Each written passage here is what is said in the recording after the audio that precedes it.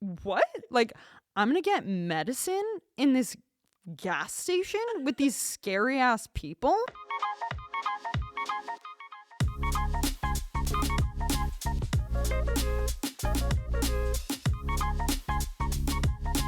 Hi, I'm Sarah, and this is Travel Like You. In this episode, we hear from Lucy, another lovely friend of mine who gives us, in part, a peek inside what it's like dating in a new country and how traveling with her girlfriend ended up being one of the more defining moments of their relationship. Just a warning, this episode does mention bodily fluids.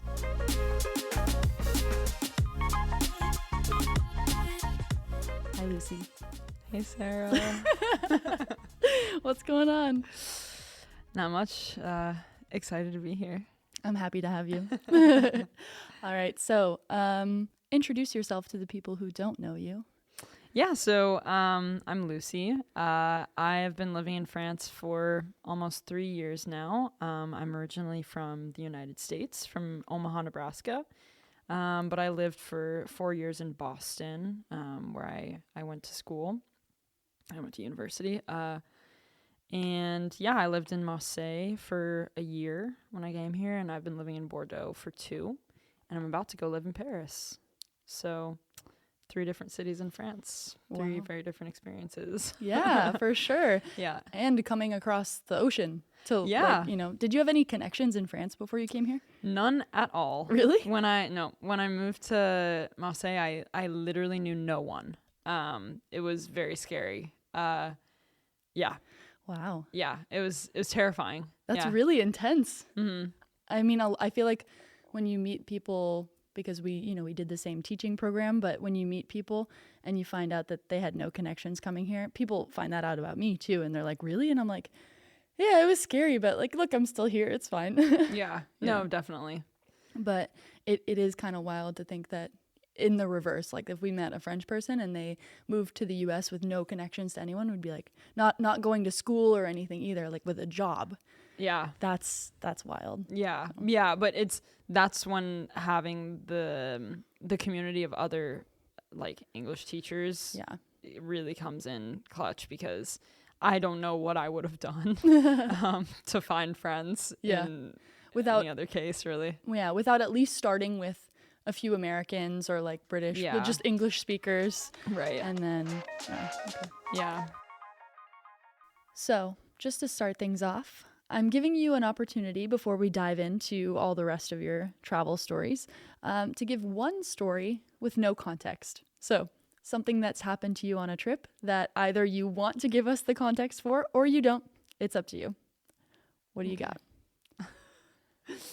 One time, I basically projectile vomited after a like scorching hot wine bottle was placed on my stomach in the middle of the night.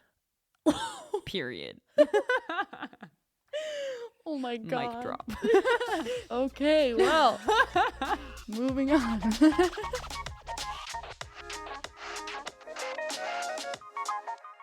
What was Marseille like? Oh my God, I loved it. I mean, I still miss it. I wish that I still lived there in many ways. Marseille is so different from everywhere that you will go in France. Like, there's just these mix of cultures that is so unique that I've never experienced anywhere else in the world. And I mean, personally, I haven't done a whole lot of travel to, I mean, I've been to 3 continents. I've been to North America, Europe, and Africa briefly. But I found that it's just this, what I love about it is just this mix of cultures that just makes it so unique. And it almost feels, as far as France goes, it's almost in a way like in some parts of the city, you feel like you're more in North Africa than you are in France.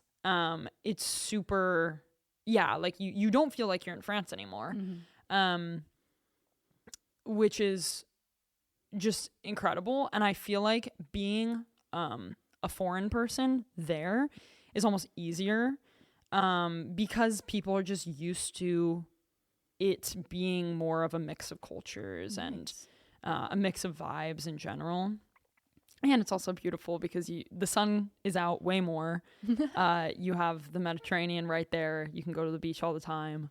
And it's just, I don't know, it's just this different vibe, very chill. People are less kind of uptight, I find. Okay. And you're saying, it's more multicultural. It's full of less uptight people in comparison to Bordeaux? Oh, in comparison to Bordeaux. I had a feeling. Yeah. I mean, yeah. There's so much that I love about Bordeaux, but I do find that the people that live here sometimes can be so closed off, and I find it so much harder to make French friends here in Bordeaux than I did in Marseille. And when I lived in Marseille, I was so much earlier in my whole French experience, so I was worse at speaking French. I was, I think, a little bit more timid as far as I didn't really know how to go out and make friends with, people from a completely different, like, continent, cultural, yeah. So I think, but it was way more easy for me to make French friends in Marseille. Like, I had a ton of French friends, and here I have found it really tough. Because people just don't really come out of their little bubble. That's how French people are, I find. But you got to find the right ones too. It's true. I've found that there's kind of, it's harder to kind of like hone in on the right ones here in Bordeaux, you know what I mean?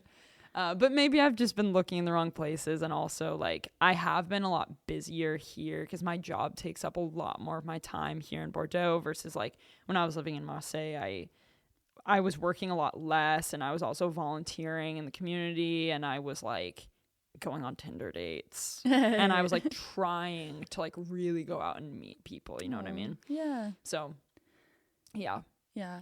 And I feel like there's also the aspect of it being like your first French city, and you not knowing necessarily how long you're going to be in this country, and like really wanting to make the best out of it from the get-go. Like, there's that side of it, but I imagine that obviously, from your perspective, it sounds like all of that's pretty true from what I know. I don't know Marseille very much.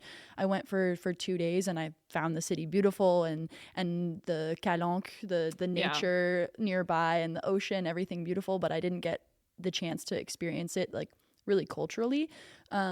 Bordeaux, having been here now almost 2 years, it's a little it's definitely something that I can see being an issue with, like, the sort of the lack of openness from some people here.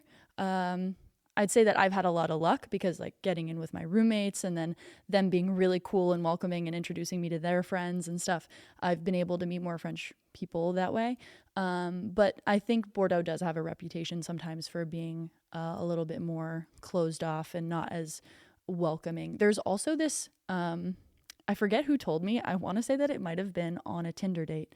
I was talking to a guy who told me he had spent a lot of time in the US, and there was this comparison they made where it's like the US and the vibe of the people there. He, in comparison to France, he compared them to fruits. And someone told him this, I think. He didn't make it up. So I'm stealing it from whoever that is. I apologize.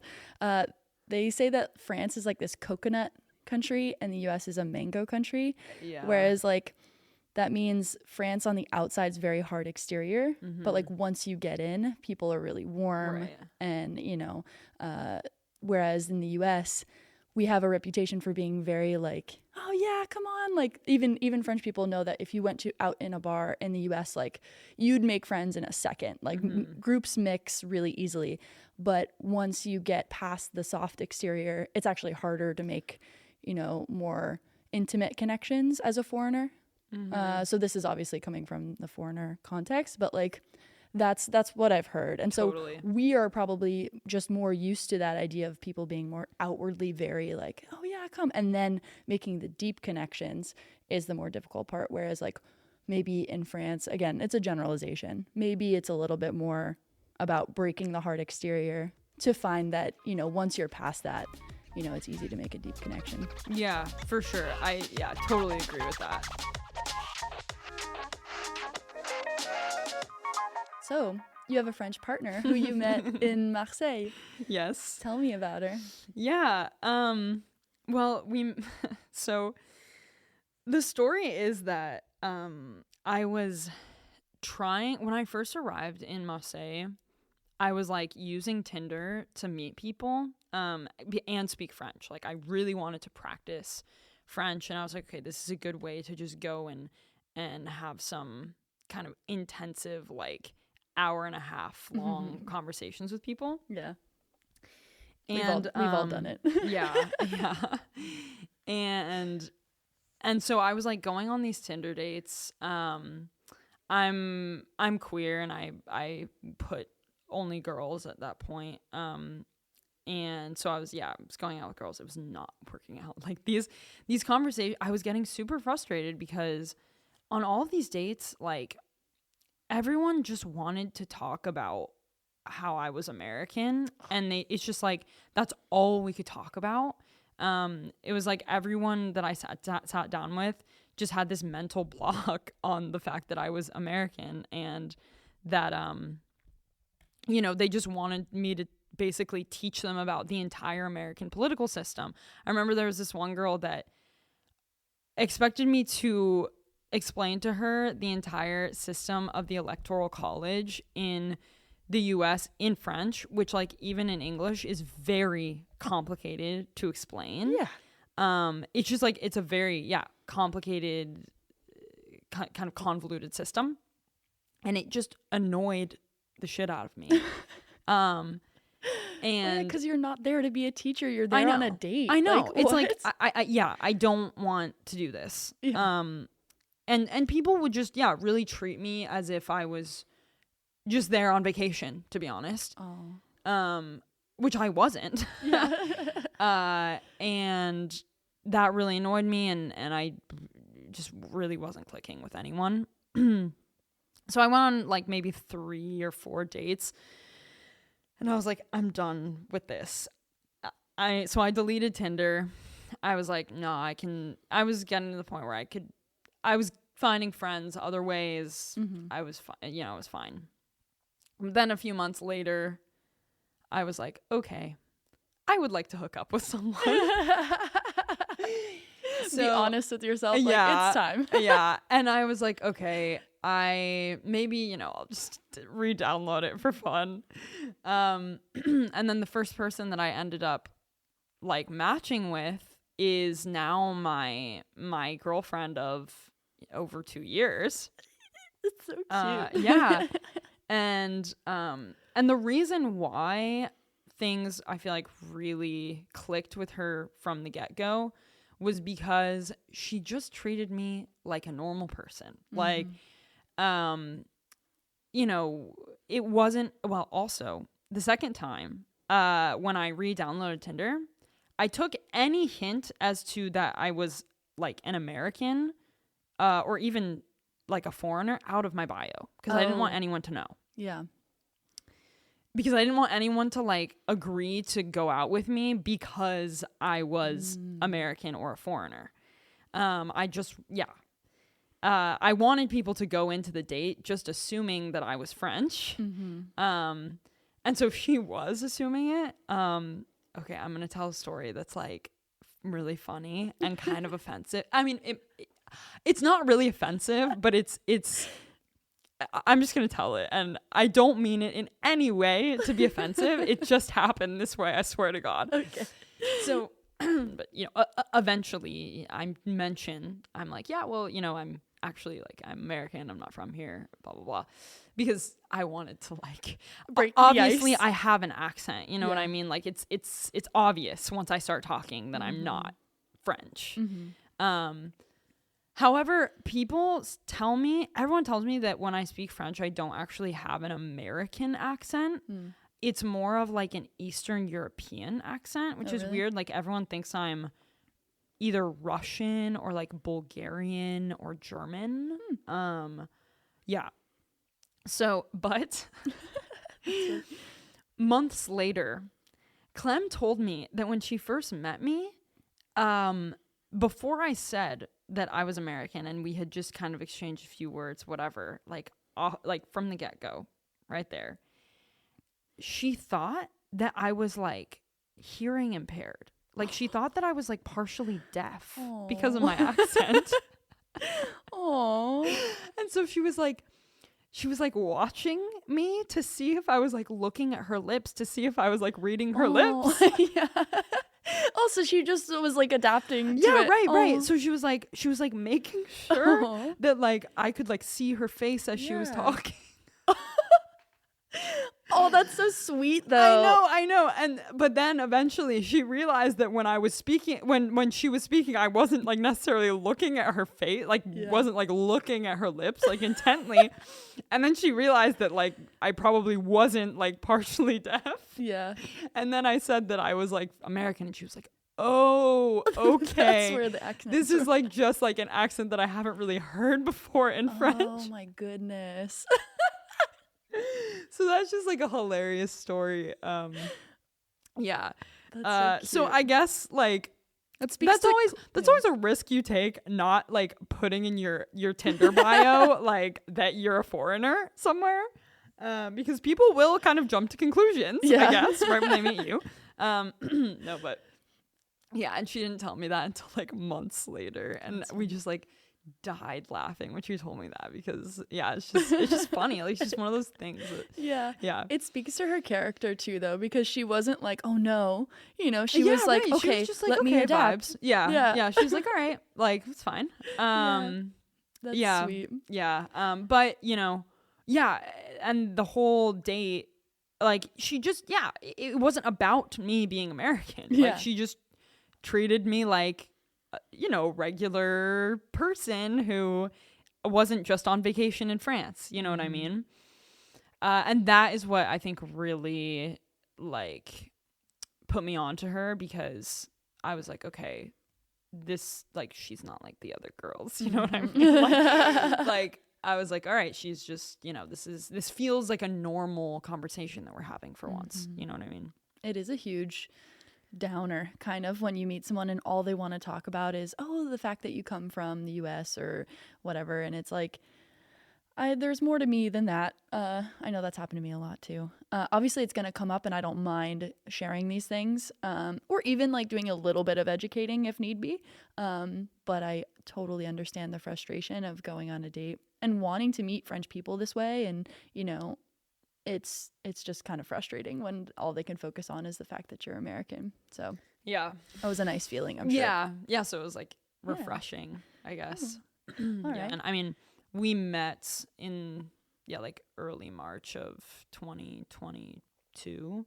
So, and now we're in like late April of 2024. So okay, all right. So like over 2 years we've like been seeing each other.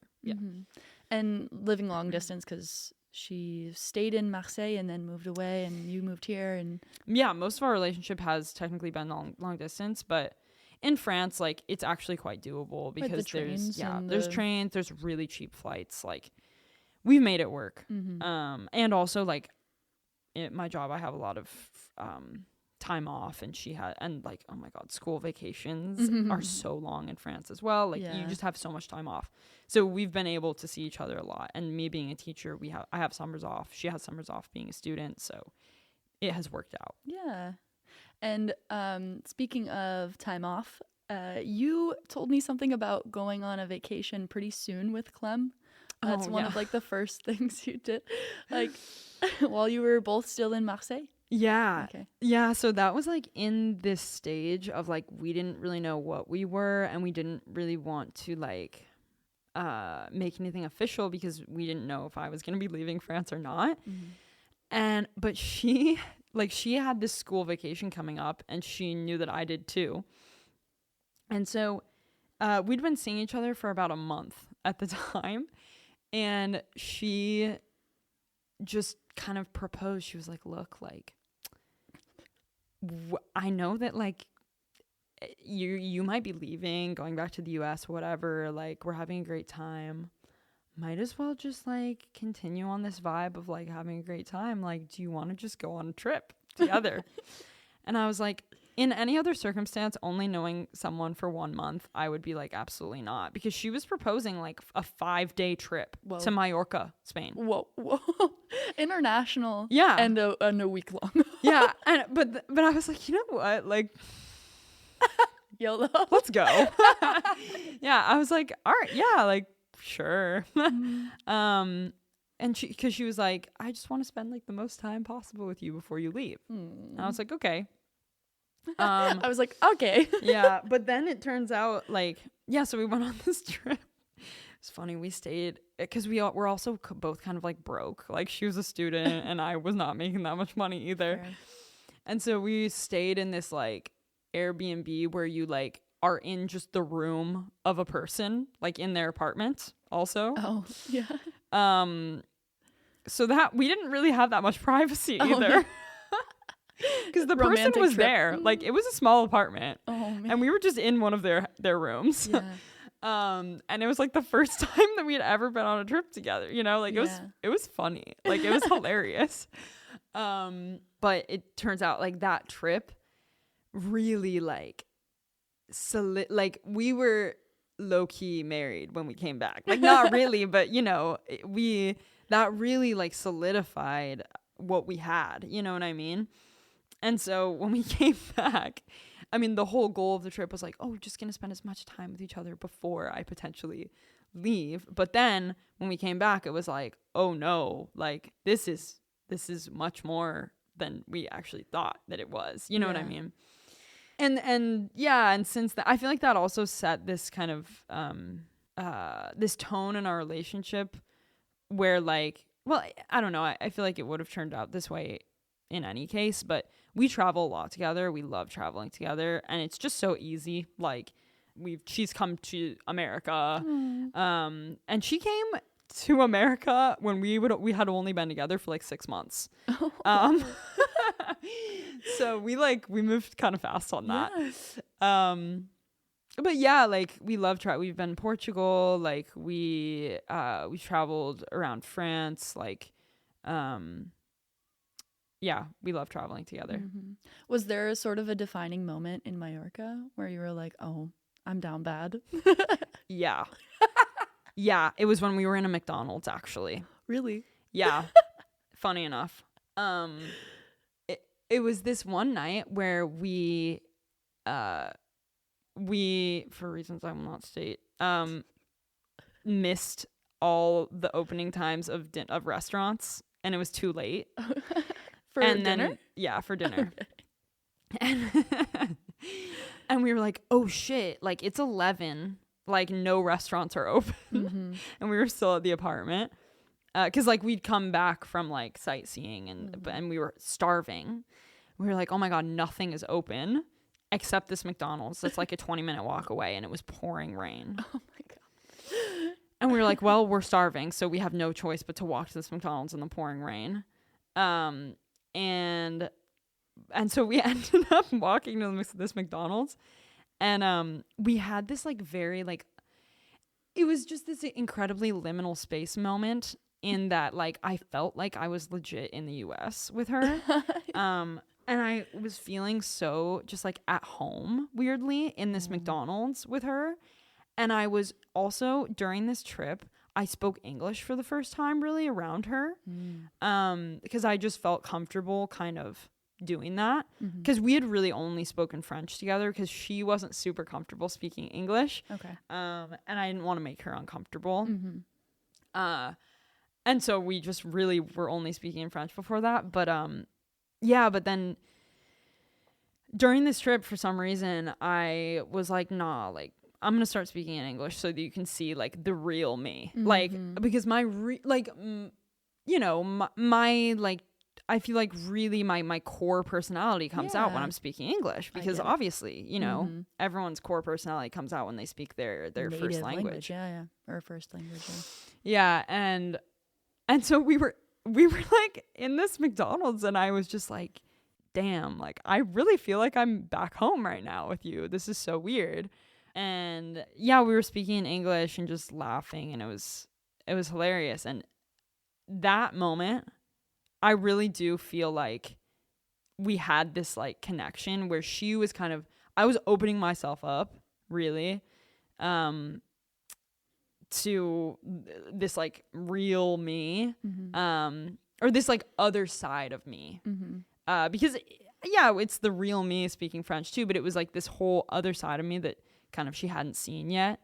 And I think for her too, that was a huge turning point, because I remember her saying like toward the end of the trip, she was like, I feel like during this trip I saw a whole other side of you because you spoke to me in English. Like, and I don't know, that was just, I think that was really big for her too. Yeah.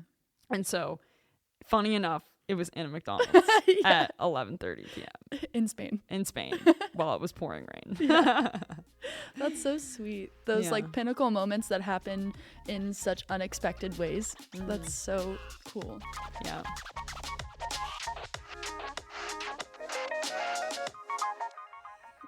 When I brought her to Nebraska, that was just I've met Clem for the record, and imagining her in Nebraska, those two things just like, those worlds like don't seem like they should have collided, but I'm happy they did. I mean, that was just ripe for good content to happen, you know? Yeah. Because, I mean, it's like a gay French woman going to Nebraska. Like, wow, you know?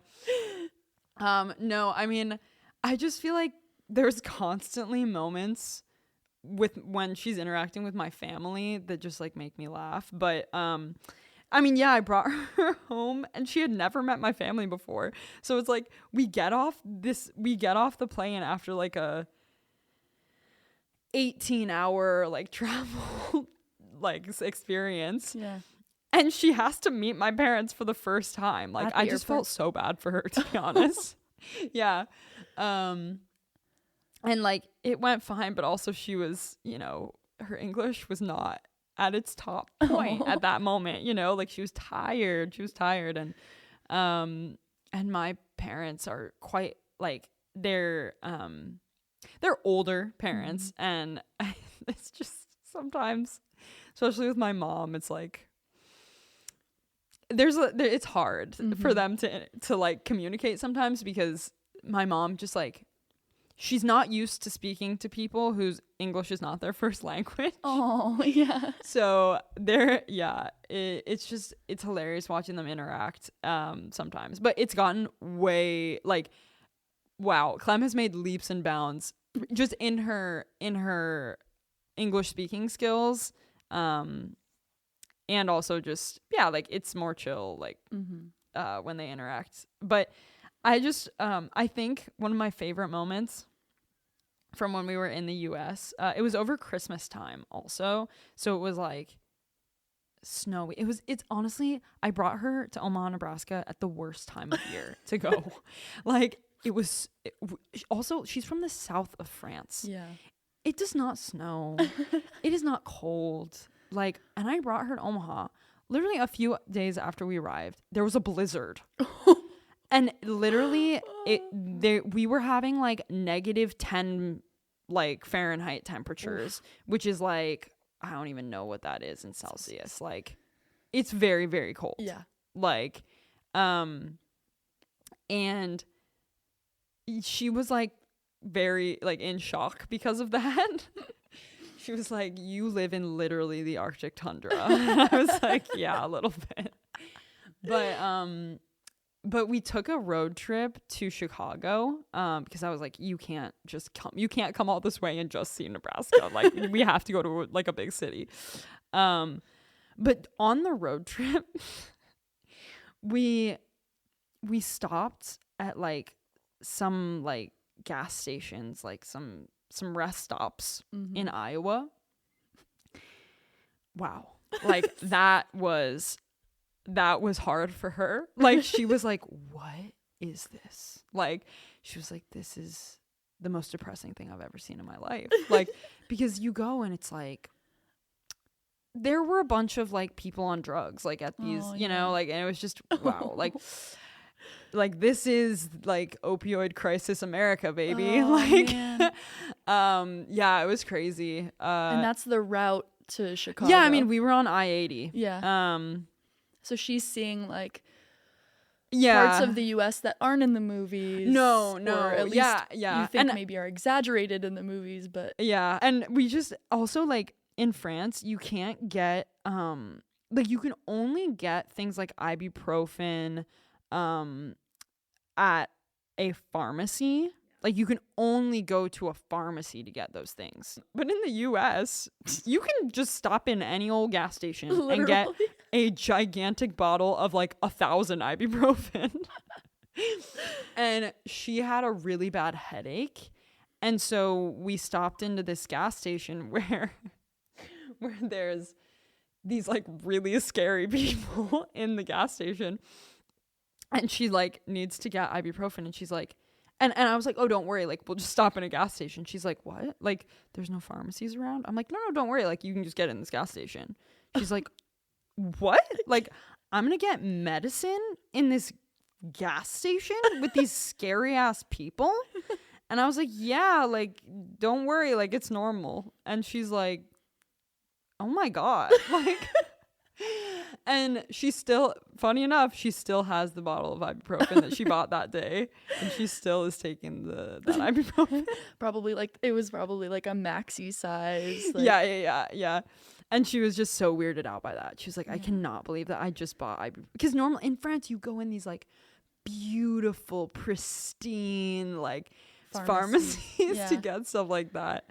And also you can only get like 10 ibuprofen at a time. Yeah. And then you go into this like decrepit like dirty gas station, and you get like a bucket of like 1,000 ibuprofen.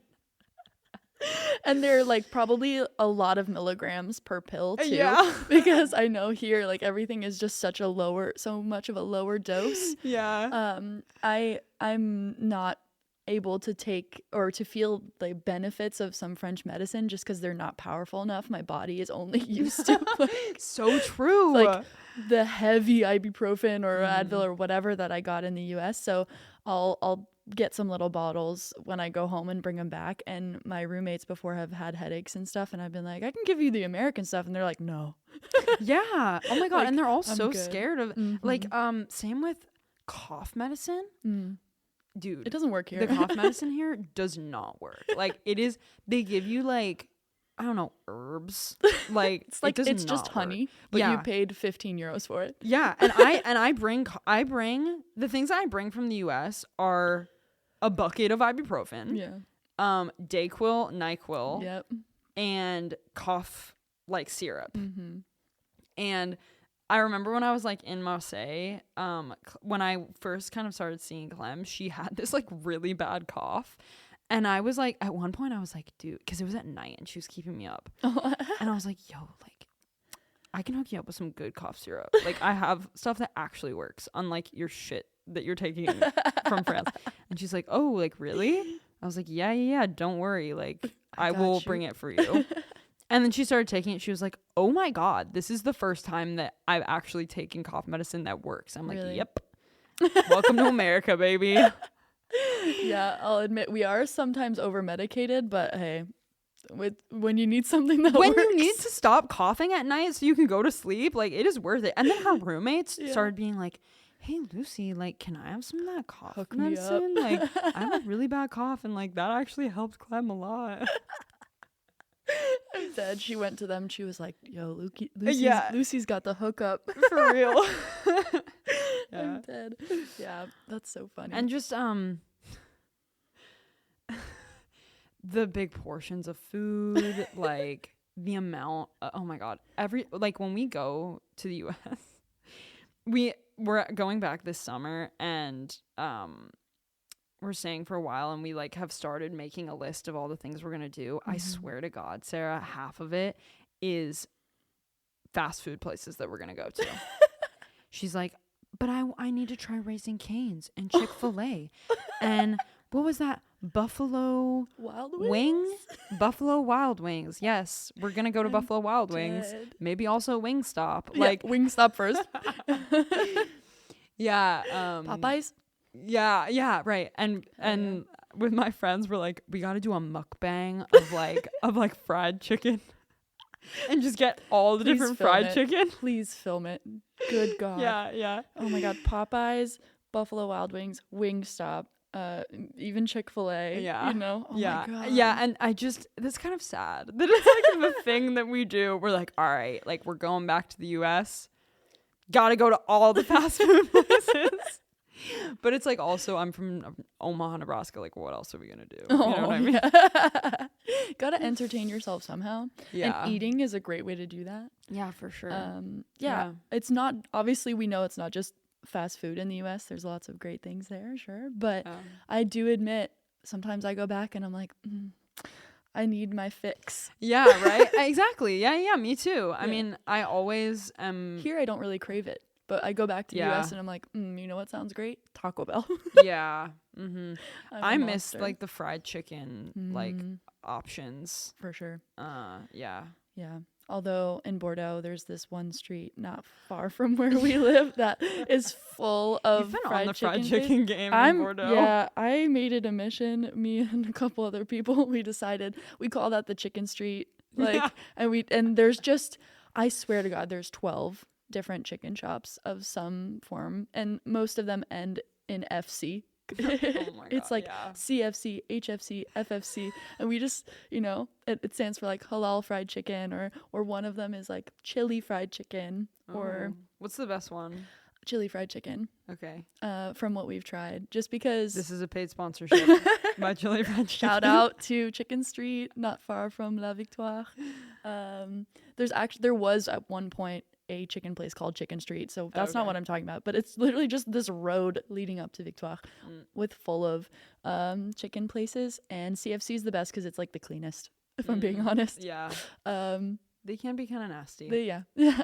But affordable and good ass fried chicken for France. Well, I mean, in France they actually use real chicken for those things, so you know. Yeah, we're not talking like mashed up McNuggets. Yeah, I mean, at McDonald's here they like use real chicken, at least. Yeah. It seems like it's more real, at least, than what they use in the US. I don't know. I'm more willing to go to McDonald's here in France than in the US. There are just certain rules. I mean, back to the whole medication thing. Like, the rules are just different in Europe and even just in France, that, you know, there's things that they don't put in the food, don't put in the medication, all that stuff that in the US is just free game.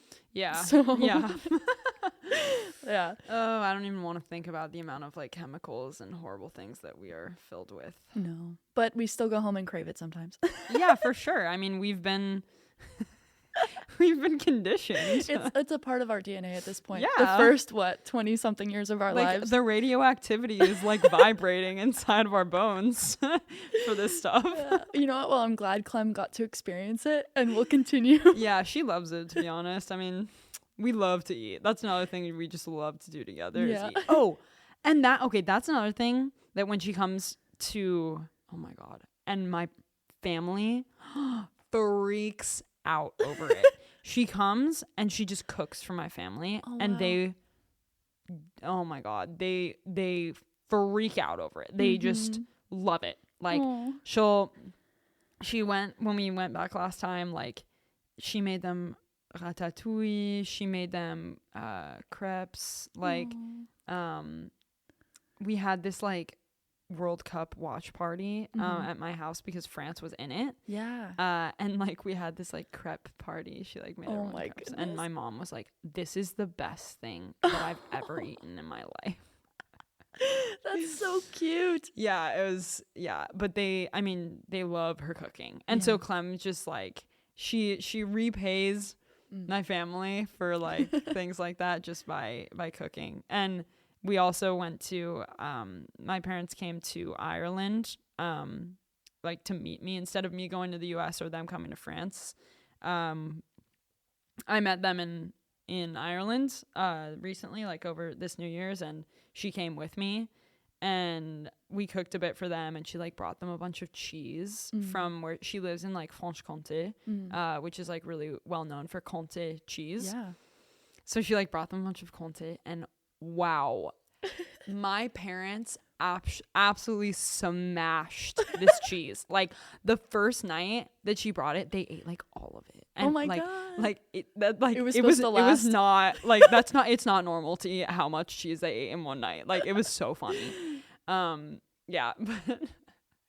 Yeah, they love that. Like and as do I. I mean, she's really good at cooking, and I love like when she cooks for me. But also, she doesn't let me do things in the kitchen. Like she's very much like, this is my domain. You know what I mean? But I'm working on it. I'm working on her trusting me in the kitchen, sharing the moment a little bit more. I get it. Oh my goodness. Okay, that's amazing. It sounds like, in terms of like going on a trip with a partner, they are really ripe with opportunities to get to know people for sure, in a circumstance that maybe you've never seen them before. Yeah, and in a very like intimate way. Like like knowing how people travel is such a like kind of view into their psyche in a way, I think. Yeah. It's one thing when you're dating someone, you're getting to know them, and then you meet their family, and you see how their family, and you visit their childhood home, maybe all these things. Maybe you start to live with them, or you live with them for a little while. You're learning all these things, and each of those is a different opportunity to see a different side of them. And traveling is another one that I feel like is so important. If you like travel and you want to travel with your partner, I think it's something to do early on. Yeah. Maybe not too early, but hey, it worked with Clem. Right. But like, I feel like even with friends, it really doesn't matter the relationship. You learn so much about people. Totally.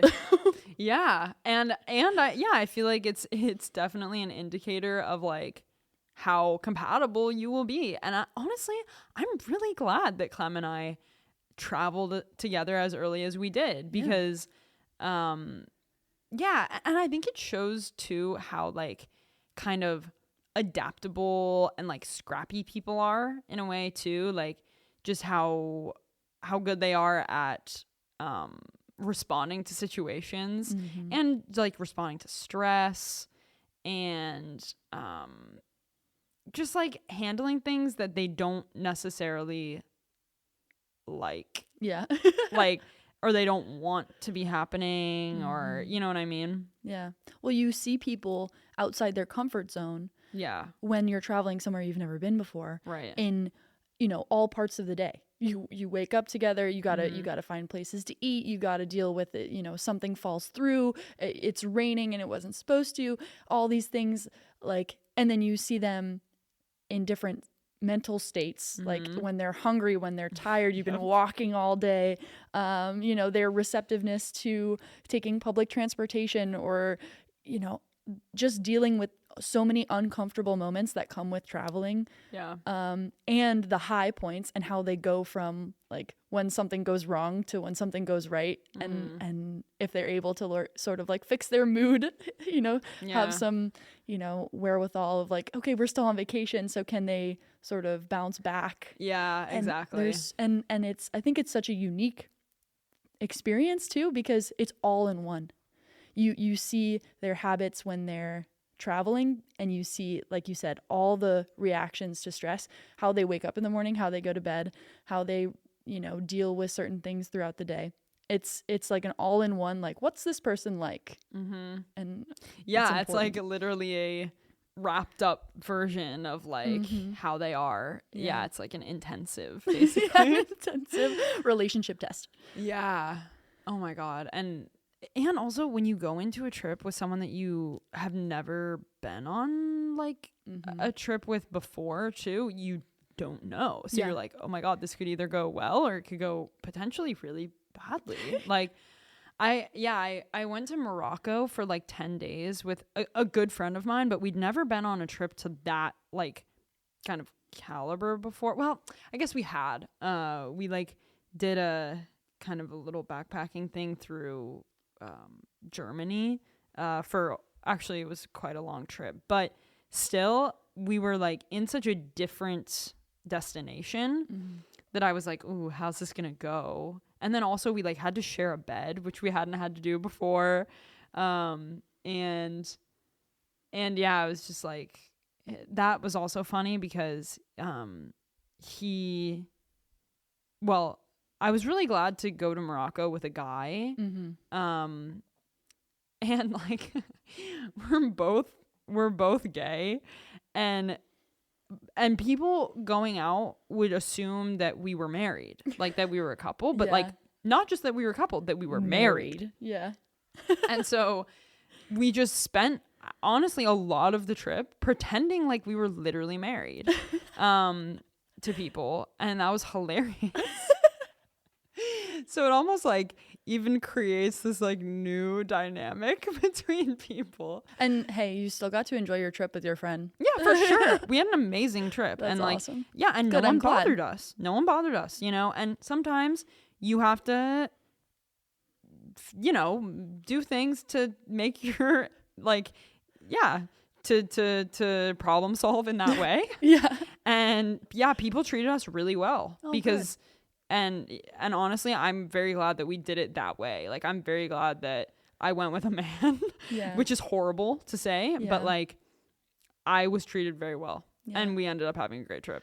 Yeah. So it's unfortunate that you have to hide this part of it's yourself. very unfortunate. It's super sad. I wish that wasn't the case. Yeah. I'm glad you had a good trip nonetheless. Yeah. Like, and when we have like this running joke now, like every time I see him, he's like, married. "Hey, wifey." Like, my whatever. Estranged wife. Cause does he still live in France? No. Okay. Well, actually, yeah, he just moved back. Yeah. Nice. Yeah, he's living in Paris now. So yeah, Sweet. we're gonna be reunited with my husband when I move to Paris.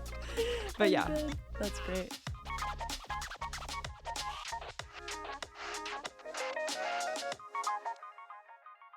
All right, so wrapping this up, did you want to give us that context for your no context story from the start?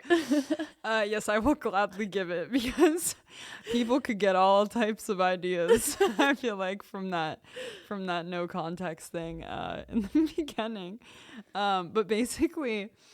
What happened was, it was during when I was on my study abroad in Paris, and it was quite early on, like I'd kind of just gotten there, and I was staying with the host family, and it was like this old couple, like they could have been my grandparents. And I got this horrible stomach bug. Like, I was really, really, really sick. And I woke up in the middle of the night, and I was just like, it was probably still the worst stomach bug I've ever gotten in my life. Like, I was uncontrollably vomiting in the bathroom, and the toilet was like right next to their bedroom. Oh. And it was like at literally maybe 3 a.m. Oh no. And so I woke them up, of course, with my like retching noises. Yeah. And eventually it like kind of calmed down, and I like stopped throwing up, but my host mom came out of her room. She was like, "Oh my God, what's going on?" I was like, "Oh my God, I'm so sorry I woke you up, blah, blah, blah." She was like, "Oh my God, no, it's okay. I know exactly like how to deal with this. I know exactly what you need." I was like, "Oh, great. Like, what is it?" So she goes to the kitchen and comes back with this wine bottle that she's filled up with like super, super hot water. It's like an empty bottle that she had filled up with really hot water. And she was like, "This works every time. This will really help settle your stomach. Just put this bottle on your stomach." And I literally could not get up from the floor. Like, I was so weak. Like, I was just sitting on the floor, and I was like, "What? Okay." I was like, "This is so French. Of course she's like telling me to put a wine bottle on my stomach, and that's gonna help." And of course, the second that I put the bottle like on my stomach, and the like heat, I don't know what it was about the heat, but it just unleashed this like second wave of vomiting. Oh and my God. It did not help. It did not help. So Beatrice, it's that like at home remedy does not work. Yeah. At least not on me. It did not help. Stop giving people this advice. Yeah. If you're listening. So guys, don't do that. In fact, get some American medicine. Yeah. In fact, yes. Instead. Go get the real stuff. Yeah. No, but yeah, and it was really bad because it was like the first time that I was in a new country by myself too. Yeah. Like I was only 20. No. Yeah, I was 20. I had like freshly turned 20. So Dang. yeah, I was pretty young. Oh, yeah. To deal with being sick in another country is also very hard. Yeah. Oh my gosh. Yeah. My first year here, I felt like I was sick every like 3 weeks. I had a new like bug or cold or something. I blamed it on like I didn't grow up here, so like maybe just the environmental things. Like there's just different strains of whatever. I felt like I always had a cold or whatever. It was end of COVID. I luckily somehow didn't get COVID while I was here, but I feel like I had everything else my first year in France. I feel like that totally plays into it when you move to a new place and your body just isn't used to like all the little things in the environment. Like you get sick. Yeah. I had like knock on wood, I have not been like sick like that. It was really just my first year in France. Yeah. And then I guess my body's gotten used to it. Now when I go home to the US, I get sick right away. But speaking of going back to the US, that's what you're doing this summer? Yeah, that's kind of my next big travel planned is Clem's coming coming again to the US. This time not during horrible weather. Yeah, the summer. Yeah, the weather will be much better this time. So we're going for about a month back to Omaha, but then we're going for a week with my family to Arizona. We're staying in Sedona. And we're gonna be going to the Grand Canyon also. And I've heard in Sedona they have lots of like spiritual experiences that you can do, et cetera, which my brother just says is a bunch of old people like doing acid trips basically. But yeah, and I don't doubt that, but I don't know, it'll be interesting to see and experience. And I can't wait. And show Clem. That's exactly what I was going to say. Yeah. I can't wait to hear about what Clem thinks of all. Yeah. Yes. Yeah, that's going to be an experience. Oh my goodness. Awesome. Well, thanks for coming, Lucy. Yeah, thank you so much for having me. This Thanks was for so telling fun. me all about it. Yeah. And good luck in the Grand Canyon. Thank you very much. And good luck in Paris when you come back. Yeah, thank you so much. Thanks. Talk to you soon.